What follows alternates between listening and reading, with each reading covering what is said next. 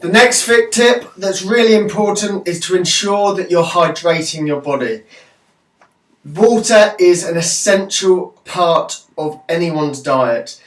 The body is made up of anywhere between 70 and 90% of your cell structure is because of water. How much water should you have in a day? It depends on how heavy you are, how active you are. If, for example, you're not very active, you don't do particularly much exercise, don't think that you don't need water. Your body still needs to function. Common side effects of not having adequate amounts of water is it can induce cravings for food, for sugary foods. It can cause headaches, concentration issues, and it can just really affect focus and general fatigue, tiredness, things like that. So we want to ensure we're getting enough water within our diet, and the best way to do that, a simple calculation, would be for every half ounce, which equates to 15 millilitres, you want that amount per pound of body weight. So take a 150 pound person, for example, that's about 10.5 stone, a little under. You want to be consuming 75 fluid ounces a day. Again, that equates to about 2.2 litres.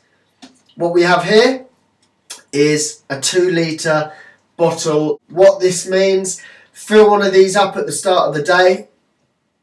If you can keep it cool, then great. But if you're on the move, if you keep it with you, you've got a measurable target of where you're at. If you want to use a permanent marker, you can just line up 250 millilitres all the way to the bottom, and that way you can ensure that by the end of the day you've hit the amount of water that you should be having. So that's a great way of doing it and ensuring that you stay accountable for your water intake.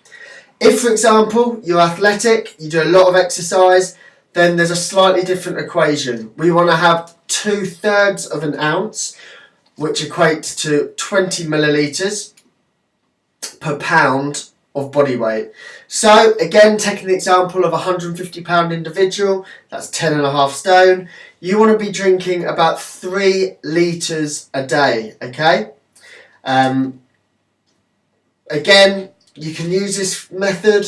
Obviously you're going to have to then have an additional half of this, but it's a great way just to ensure that you are drinking sufficient amounts and minimalising the risk of tiredness, fatigue and all the other symptoms of dehydration. With regards to your intake, it should be spread throughout the day and evening. You may wonder, if you drink too much in the evening and consistently, you'll be running to the toilet every 5 minutes. Okay, for the first few days, your body will have to adjust and you will notice an increase in trips to the toilet.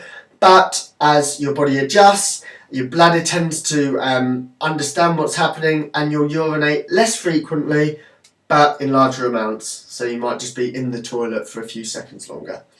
By consuming 8 to 10 glasses of water throughout the day, because it is such a predominant part of your body, it's going to help with health and it can actually increase metabolism and therefore create a leaner you.